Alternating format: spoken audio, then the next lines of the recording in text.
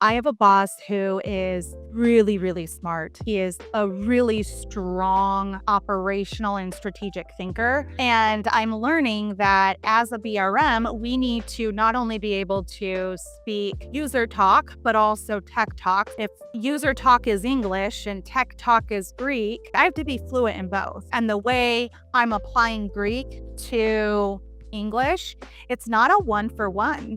And that creates some challenges for us because he says project, he sees kickoff to project closure. When I see project, I think ideation through value realization. So my timeline is extremely different. I'm really looking for the outcome, right? The impact, those adoption elements, less about budget health of the project or some of those things. I do identify the blockers and get in them, but if your IT director is measuring a metric based on a project and says you're accountable for the outcome, the way that high performers hear that is we go to the extreme, right? So if I'm responsible for the outcome, I'm responsible for this final state, which is that value realization versus project closeout, which is documentation, wrap up, and that kind of stuff. So that timeline differential has created a bit of a disconnect for he and I. And I didn't realize it until more recently. In fact, we spoke about it yesterday, he and I. It was a light bulb moment for me because